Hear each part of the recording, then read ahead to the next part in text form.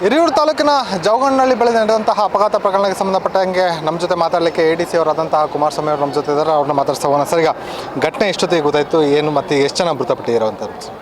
ಇದು ಘಟನೆ ನಮ್ಮ ಚಿತ್ರದುರ್ಗ ಜವಗಣ್ಣನಹಳ್ಳಿ ಹತ್ರ ಬೆಳಗಿನ ಜಾವ 4 ಗಂಟೆ ಸುಮಾರಿನಲ್ಲಿ ಸಂಭವಿಸಿದೆ. ನಮಗೆ 3:30ವರೆಗೆ ಗೊತ್ತಾಯಿತು. SP ಸರ್ ಫೋನ್ ಮಾಡಿದರು. ತಕ್ಷಣ ನಾನು ಈ ಸ್ಥಳಕ್ಕೆ ಬಂದೆ. ಆಲ್ರೆಡಿ ಜಿಲ್ಲಾ ಪೊಲೀಸ್ ಎಲ್ಲರ ಸಿಬ್ಬಂದಿಗಳಿದ್ದರು. ಬಸ್ ಹತ್ತಿ ಉರಿತಾ ಇತ್ತು. ಈ ಘಟನೆ ಒಂದು ಸೀಬರ್ಡ್ ಅಂತ ಖಾಸಗಿ ಬಸ್ಸು ಬೆಂಗಳೂರಿಂದ ಗೋಕರ್ಣಕ್ಕೆ ಹೋಗ್ತಾ ಇತ್ತು. ಏನು ಬೆಂಗಳೂರು ಕಡೆಯಿಂದ ಬರ್ತಾ ಇತ್ತು. ಅದಕ್ಕೆ ಎದುರುಗಡೆಗೆ ಬೆಂಗಳೂರು ಕಡೆ ಹೋಗ್ತಾ ಇದ್ದಂಥ ಕಂಟೈನರು ಲಾರಿಯ ಚಾಲಕನ ಅಜಾಗರೂಕತೆಯಿಂದ ಎಡಬದಿಯಿಂದ ಬಲಬದಿಗೆ ಬಂದು ಸಂಭವಿಸಿದೆ ಅಪಘಾತ. ಈ ಅಪಘಾತದಲ್ಲಿ ಬಸ್ಸು ಸಂಪೂರ್ಣವಾಗಿ ಸುಟ್ಟು ಕರಕಲಾಗಿತ್ತು. ಸೊ ಬೆಂಕಿಯನ್ನು ಆರಿಸಿಬಿಟ್ಟು ಬಸ್ನಲ್ಲಿದ್ದಂಥ 4 ಮೃತದೇಹಗಳನ್ನು ಈಗ ಆಲ್ರೆಡಿ ಹೊರ ತೆಗೆದಿದ್ದೀವಿ. ಬಸ್ನಲ್ಲಿ 30 ಜನ ಪ್ರಯಾಣಿಕರಿದ್ದರು.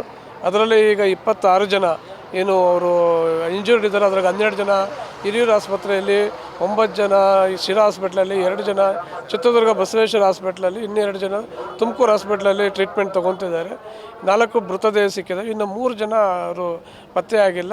ಏನಾದರೂ ಅವರು ಬಸ್ಸಿಂದ ಎಸ್ಕೇಪ್ ಆಗಿ ಏನಾದರೂ ಹೋಗಿದ್ದಾರೆ ಅನ್ನೋ ಬಗ್ಗೆ ಈಗ ಪೊಲೀಸರು ಅದನ್ನು ತನಿಖೆ ಮಾಡ್ತಿದ್ದಾರೆ. ಸರ್, ಈಗ ಇದೇ ಸೀಬರ್ಡ್ ಬಸ್ ಪಕ್ಕ ಇನ್ನೊಂದು ಬಸ್ಸು ಶಾಲಾ ವಿದ್ಯಾರ್ಥಿಗಳು ಪ್ರವಾಸ ಹೋಗ್ತಿದ್ದಂಥ ಬಸ್.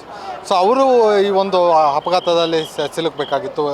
ಚಾಲಕನ ಒಂದು ಸಮಯ ಪ್ರಜ್ಞೆಯಿಂದ ಅದು ತಪ್ಪಾದಂತಾಗಿದೆ. ಸರ್, ಹೇಗೆ? ಹೌದೌದು, ನಾವು ಸ್ಥಳದಲ್ಲಿ ಆ ಚಾಲಕನಿದ್ದ ಒಂದು ಹಿಂದೆ ಶಾಲೆಯ ಒಂದು ವಾಹನ ಶೈಕ್ಷಣಿಕ ಪ್ರವಾಸಕ್ಕೆ ಹೊರಟಿದ್ದು ಬೆಂಗಳೂರು ದಾಸರಳ್ಳಿಯಿಂದ ದಾಂಡೇಲಿಗೆ. ಸೊ ಈ ಸೀಬರ್ಡ್ ಹಿಂಭಾಗದಲ್ಲಿದ್ದ ಬಸ್ಸು ಚಾಲಕನ ಒಂದು ಜಾಣ್ಮೆಯಿಂದ ಮತ್ತು ಜಾಗೃತೆಯಿಂದ ಆತ ಅದನ್ನು ಒಂದು ಕಂದಕವನ್ನು ದಾಟಿ ಸರ್ವಿಸ್ ರೋಡಿಗೆ ತಗೊಂಡು ವಾಹನವನ್ನು ಸೇಫ್ ಮಾಡಿದ್ದಾನೆ. ಅವನಿಗೆ ಸ್ವಲ್ಪ ಇಂಜೂರಿ ಆಗಿದೆ ಮತ್ತು ಮಕ್ಕಳಿಗೆ ಯಾರಿಗೂ ಏನೂ ಇಂಜೂರಿ ಆಗಿಲ್ಲ. ತಕ್ಷಣವೇ ಇನ್ನೊಂದು ಖಾಸಗಿ ಬಸ್ಸನ್ನು ವ್ಯವಸ್ಥೆ ಮಾಡಿ ಮಕ್ಕಳ ಪ್ರವಾಸವನ್ನು ಮುಂದುವರಿಸಿದ್ದಾರೆ. ಎಲ್ಲ ಒಂದು ಕಡೆ ಇದು ಲಾರಿ ಚಾಲಕನ ಅಜಾಗರೂಕತೆಯಿಂದಲೇ ಒಂದು ಘಟನೆ ನಡೆದಿರುವಂಥದ್ದು, ಹೇಗೆ ಸರ್?